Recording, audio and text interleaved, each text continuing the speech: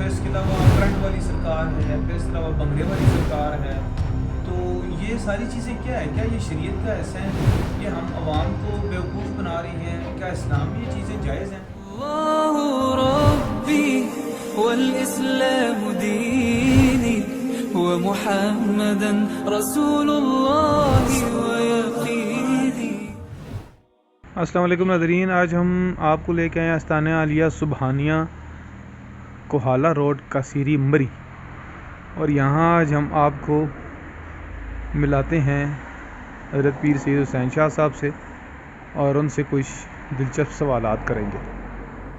بسم اللہ الرحمن الرحیم. السلام علیکم. میری طرف سے تمام دیکھنے والوں کو میرا نام ہے ایاز محمود، اور آج ہم سید حسین شاہ بخاری صاحب کے آستانہ عالیہ پہ تشریف لائے ہیں، اور ان کی اجازت سے ایک چھوٹا سا ان سے انٹرویو کرنا چاہتا تھا میں، تو انہوں نے اجازت دی ہے تو پھر ان کے پاس بیٹھے ہیں. کچھ دنوں میں بہت نام کمانے والی شخصیت ہیں، تو میں نے ان کو دیکھا، ان کے ساتھ اٹھنا بیٹھنا بھی ہے. تو میرا مقصد یہ ویڈیو بنانے کا یہ ہے کہ ان کا جو نقطہ نظر ہے، ان کا جو مشن ہے، ان کی جو خواہشات ہیں، یہ کیا کرنا چاہتے ہیں امت کے حوالے سے، سوسائٹی کے حوالے سے، پاکستانی عوام کے حوالے سے، مسلمانوں کے حوالے سے، یہ کیا جوش جذبہ یا امید رکھتے ہیں، اس کے بارے میں ہم ان سے ڈسکس کریں گے. السلام علیکم. جی وعلیکم السلام. کیا حال ہے؟ ٹھیک ہے جی الحمدللہ. آپ کیسے ہیں؟ ٹھیک ہے جی، شکر اللہ کا. شاہ جی، یہ آج کل کے جو موجودہ حالات ہیں، امت مسلمہ کی جو کیفیت ہے اس وقت، معاشی طور پہ بھی، اخلاقی طور پہ بھی، اس کے بارے میں، اور یہ جو پاکستان کے جو عوام ہے، ان کے جو حالات ہیں امت کے حوالے سے، بحیثیت امت، آپ کو کیا خلا نظر آ رہا ہے، یا کیا خامیاں نظر آ رہی ہیں، یا کیا مسائل نظر آ رہے ہیں؟ جی، سب سے پہلے تو آپ کا بہت شکریہ، آپ آئے ہیں، اپنا ٹائم نکال کے آئے ہیں. باقی رہی بات پاکستانی عوام کی اور اخلاقیات کی، اگر ہم بات کریں تو کافی حد تک ہم نیچے ہیں، اور اگر ہم دوسرے لیول پہ بات کریں، آگے چلیں ہم معاشی طور پہ، تو وہ بھی کافی ہم نیچے ہیں. تو جو ہمارا مشن ہے، آپ نے دیکھا ہوگا، فکر امت کے نام سے ہے. ہم نے کوشش یہی کرنی ہے، ہماری خواہش بھی یہی ہے کہ ہم پاکستانی نوجوانوں کو کسی اچھے کام پہ لگائیں، ان کا جو معاشی استحکام ہے وہ ہائی لیول پہ لے کے جانا چاہ رہے ہیں. ہم پاکستانی نوجوانوں کو بے راہ روی سے بچانے کی کوشش کر رہے ہیں، نشہ آور چیزوں سے یا فضول وقت ضائع کرنے کی بجائے ہم کوشش یہ کر رہے ہیں کہ ان کو کوئی ایسے سکلز ہم سکھا سکیں، کچھ ایسے ڈیولپمنٹ کر سکیں ان کے لیے کہ وہ اپنے لیے کچھ بہترین ذریعہ معاش تلاش کر سکیں. فکر امت کے نام سے ایک مشن جو شاہ جی نے شروع کیا ہے، اس کے بارے میں بھی ایک ہم چھوٹی سی انفارمیشن دیتے چلیں آپ کو، کہ فکر امت کے حوالے سے ان کی اپنی زبانی سنتے ہیں کہ یہ جو مشن ہے، اس کا محرکات کیا ہیں، کس وجہ سے یہ انہوں نے اختیار کیا ہے راستہ اور اس مشن کو، اس کے بارے میں تھوڑا سا آپ بتائیں. دیکھیں، فکر امت ہم نے اس حوالے سے شروع کیا کہ جیسے ہم معاشرے میں گھومتے پھرتے ہیں، آپ دیکھتے ہیں یہاں پہ فرقواریت بہت زیادہ ہے اور تعصبات بہت زیادہ ہے، سیاسی تعصب ہے، لسانی تعصب ہے، پھر فرقوارانہ تعصب وہ بھی بہت زیادہ ہے. ہم نے یہ کوشش کی ہے اور مزید اسی حوالے سے کوشش کر رہے ہیں کہ ہم سب امت کو جوڑ کے رکھ سکیں. اس میں صرف ہمارے مسلمان بھائی نہیں، ہمارے جو غیر مسلم ہیں، ہمارے ساتھ اقلیتیں ہیں، جتنے بھی ہیں، اور ہم یہ کوشش کر رہے ہیں کہ پوری دنیا میں اس چیز کو پھیلا سکیں. ہم تمام جو بھی امتیں ہیں، مسلمان ہیں، غیر مسلم ہیں، جو بھی ہیں، ہماری خواہش یہی ہے کہ یہ آپس میں اتفاق اور اتحاد سے رہ سکیں. ہمارے بیچ میں سیاسی اختلاف ایک اپنی جگہ ہے، لیکن اختلاف کو گالی نہ بنایا جائے. ہماری یہ خواہش ہے، کوشش یہی ہے. اسی وجہ سے ہم نے یہ ایک مشن شروع کیا ہے فکر امت کے نام سے.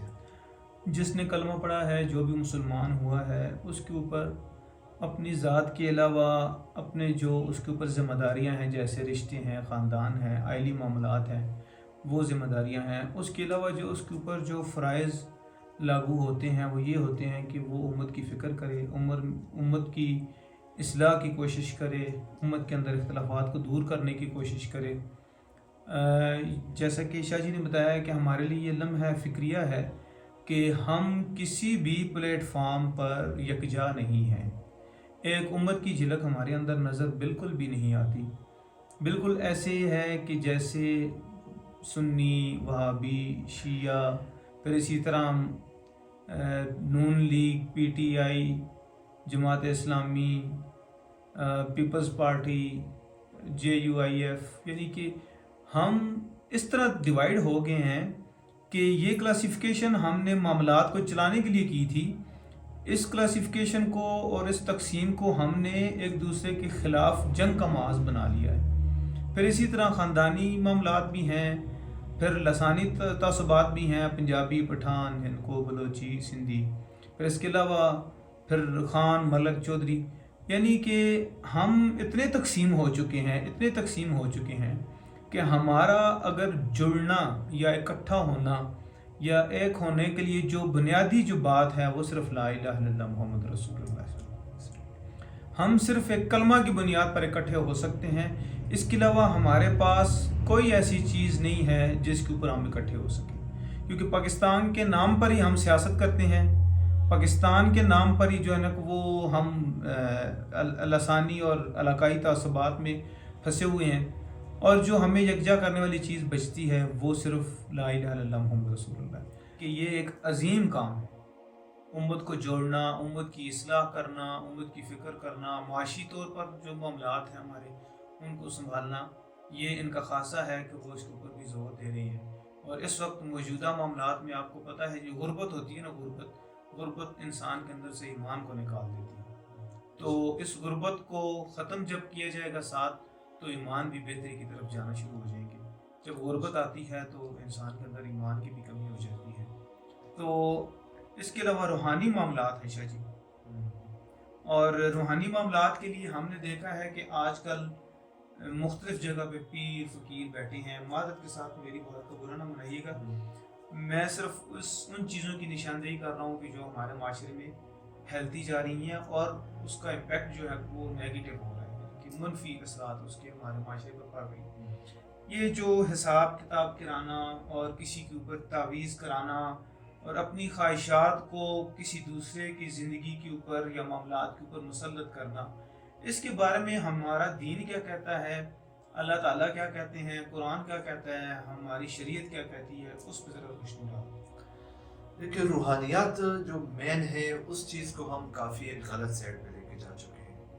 روحانیات کا وہ مطلب نہیں ہوتا جس سے آج کل لیا جا رہا ہے، اور اس میں بڑی چیز یہ ہے کہ کچھ جھوٹے لوگ بھی اس فیلڈ میں آ چکے ہیں جن کا مقصد صرف یہ ہوتا ہے کہ کسی نہ کسی طریقے سے عوام کو بے وقوف بنا کے ان سے پیسہ بٹورنا۔ یہ حساب کتاب والے اکثر یہ بھی ایسے ہی جھوٹ بولتے ہیں، کچھ اس میں چند ہی بندے ہوں گے جن کے پاس علم ہوگا، جن کے پاس واقعی علم ہو اللہ تعالیٰ نے دیا ہو، وہ ایک الگ بات ہے۔ باقی یہ بس اسی طرح عوام کو بیوقوف بنایا جا رہا ہے، اور مزے کی بات یہ ہے کہ عوام بھی بیوقوف بننا چاہتی ہے، دونوں طرفوں سے یہ کام ہے، میں ایک طرف کسی کو بھی غلط نہیں کہوں گا۔ تو روحانیات اصل میں ذکر و اذکار، وظیفہ، یہ کیا چیز ہے اس کو پہلے سمجھنا چاہیے۔ اگر ہم کسی کو کوئی وظیفہ دیتے ہیں تو اس کا مطلب وہی ذکر ہی ہوتا ہے، یہ کوئی باہر سے کوئی نئی چیز تو نہیں ہوتی، یا کوئی قرآن پاک کی آیت ہوتی ہے، یا احادیث سے ثابت کچھ ایسی دعائیں ہوتی ہیں جو صبح و شام پڑھنے والی ہوتی ہیں۔ مین اس کا مقصد یہ ہے کہ انسان کو اللہ کے ساتھ قریب کیا جائے، اللہ کے ذکر کے ذریعے۔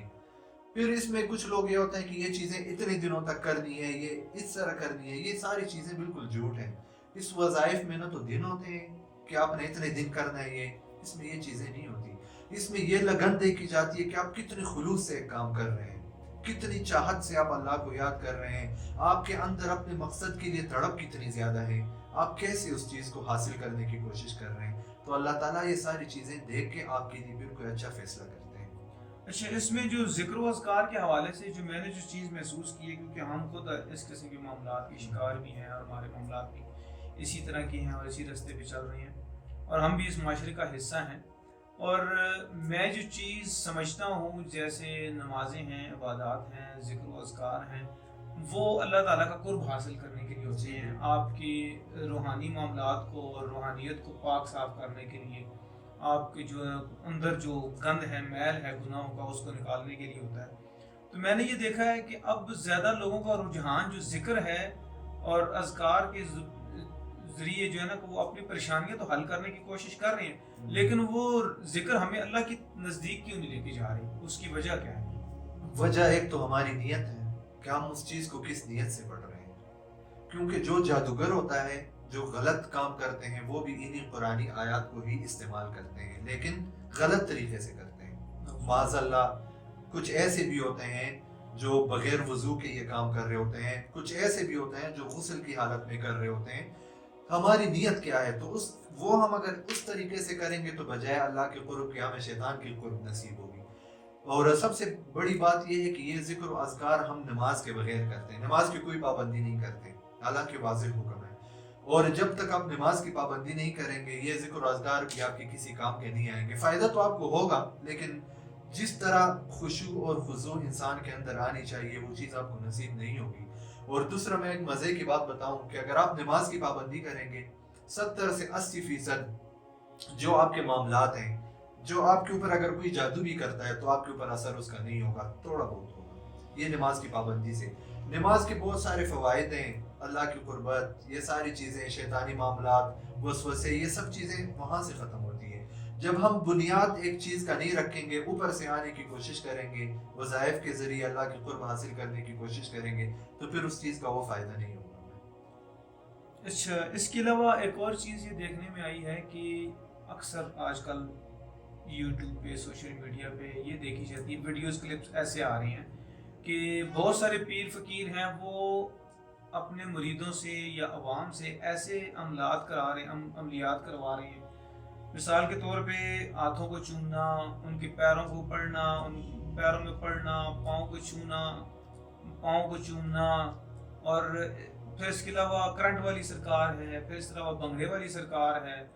تو یہ ساری چیزیں کیا ہے؟ کیا یہ شریعت کا حصہ ہے؟ یہ ہم عوام کو بیوقوف بنا رہے ہیں؟ کیا اسلام میں یہ چیزیں جائز ہیں؟